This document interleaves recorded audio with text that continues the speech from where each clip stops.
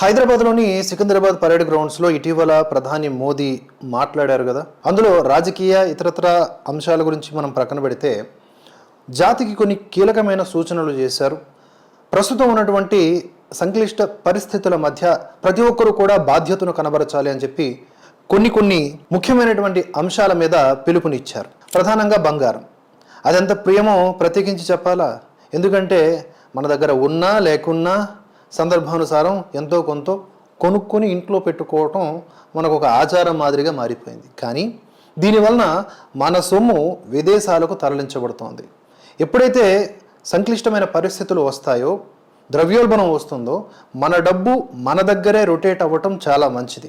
అందుకని చెప్పేసి అంతర్జాతీయ పరిస్థితుల వల్ల బంగారం ధరలు పెరుగుతున్నాయని, విదేశీ మారక ద్రవ్యం ఆదా చేసేందుకు ఏడాది పాటు బంగారం కొనుగోళ్లను నిలిపివేయాలి లేదా తగ్గించుకోవాలి అని ప్రజలకు పిలుపునివ్వడం జరిగింది మోదీ గారు. ఈవెన్ పండుగలు శుభకార్యాలకు కూడా కొనాల్సిన అవసరం లేదు, కొన్నా తక్కువ మొత్తంలో కొనాలి అని చెప్పేసి ఆయన కోరారు. ఇక ఇంధన వినియోగం విషయంలో కూడా ఆయన కొంత పొదుపు పాటించేటటువంటి సూచనలు ఇచ్చారు. అంతర్జాతీయ యుద్ధాల వల్ల చమురు ధరలు పెరిగినా ఆ భారం ప్రజలపైన పడకుండా చూశామని చెప్పారు. చెబుతూనే దీర్ఘకాలంలో చమురు వినియోగాన్ని తగ్గించుకోవాలని, ఇందుకోసం ప్రజా రవాణాను అంటే పబ్లిక్ ట్రాన్స్పోర్ట్ను వాడాలి, మెట్రో ట్రైన్స్, బస్సెస్ ఇలాంటి వాటిని వాడాలి అని, వ్యక్తిగత వాహనాల వాడకం తగ్గించాలి, ముఖ్యంగా కార్ల విషయంలో ఆయన చెప్పారు. పెట్రోల్ డీజిల్ అవసరాలను తగ్గించేందుకు ఎలక్ట్రిక్ వాహనాలను వీలైనంత ఎక్కువగా వినియోగించాలి అని, అటువైపుగా అందరూ కూడా ముందుకు సాగాలని తెలిపారు. అలాగే కోవిడ్ టైంలో మనకి ఏ విధంగానైతే వర్క్ ఫ్రమ్ హోమ్ నడిచిందో, ఇప్పుడు కూడా ఇంధన పొదుపు కోసం వర్క్ ఫ్రమ్ హోమ్ లేదా వర్చువల్ మీటింగులు ఇత్యాది వాటిని ఎక్కువగా పెంచుకోవాలి అని చెప్పి ఆయన సూచించారు. విదేశీ పర్యటన విషయంలో కూడా ఎక్కువగా ఈ టూర్స్ పేరిట లేకపోతే విలాసాల పేరిట ఇతర దేశాలకు వెళ్ళిపోకుండా అక్కడికి వెళ్ళి మన డబ్బు ఖర్చు చేయటం మూలాన అదంతా కూడా ఇతరులకే లాభం చేకూరుస్తోంది. కనుక వీలైనంత స్వదేశీ టూర్లు చేయండి, విదేశీ టూర్లు ఆపండి. అంతేకాకుండా విదేశాల్లో పెళ్లిళ్ళు చేసుకోవడం వంటివి కూడా ఆపండి, తగ్గించుకోండి అని చెప్పి ఆయన కోరుతున్నారు. వ్యవసాయం ఎరువుల విషయంలో ఇతర దేశాల్లో యూరియా బస్తా ధర 3,000 రూపాయలు ఉంటే భారత్లో 300 రూపాయల లోపే ఇస్తున్నామని చెప్పారు. భూసారం పెంచేందుకు రసాయన ఎరువుల వినియోగం తగ్గించాలని రైతులకు సూచించారు.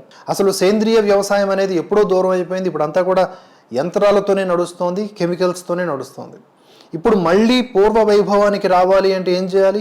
గోసంతతి, పాడి పంటలు అనే నామాన్ని సార్థకం చేసుకునే దిశగా అందరూ కూడా పనిచేయాలి. ఆ దిశగా ప్రభుత్వం ఏర్పాటు చేయాలి. కేవలం ఇలాంటి విషయాల్లో సూచనప్రాయంగా చెప్పినంత మాత్రాన రిజల్ట్స్ అంత బాగా కనబడవు. ఇప్పుడు కొత్తగా పంట పొలాల్లోనే ఆయా గడ్డి లేకపోతే ఇతరత్ర కలుపు మొక్కల్ని తగలబెట్టేస్తూ ఉన్నారు. దానివలన కూడా ఈ భూసారం తగ్గిపోతుంది.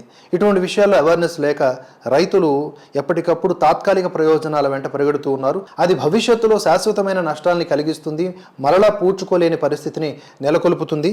ఈ సందర్భంగా చెప్పాలి కాబట్టి చెప్తున్నాను. ఆ విధంగా ఈ యొక్క యూరియా విషయంలో కూడా ఇతర దేశాలతో పోల్చుకుంటే మన దేశాల్లో తక్కువ ధరకు లభించే ఏర్పాట్లు మేము చేస్తున్నాం. అయినా సరే ఈ రసాయనిక ఎరువులకు దూరంగా ఉండాలని చెప్పేసి రైతులకు సూచించారు. వంట నూనెల విషయంలో కూడా మనం ఇతర దేశాల మీద డిపెండ్ అవుతున్నాం కాబట్టి దాంట్లో కూడా ఆ దిగుమతిని తగ్గించి ఆ రంగంలో స్వయం సమృద్ధి సాధించే దిశగా ముందుకు సాగాలని ఆయన పిలుపునిచ్చారు. అంతేకాకుండా చాలా ముఖ్యమైనది స్వదేశీ వస్తువుల వినియోగం. వీలైనంత మ్యాక్సిమం కుదరదు, మనం ఇతర దేశాల మీద డిపెండ్ అయి ఉన్నాం, ముఖ్యంగా చైనా, అమెరికా లాంటి దేశాల మీద. అయినప్పటికీ కూడా వీలైనంత రోజువారీ కానీ యంత్రాల విషయంలో కానీ వీలైనంత భారత వస్తువుల పట్లనే మనం మొగ్గు చూపాలి. దానివల్ల ఏమవుతుంది? సేమ్ మన డబ్బు మన దగ్గరే రొటేట్ అవుతుంది.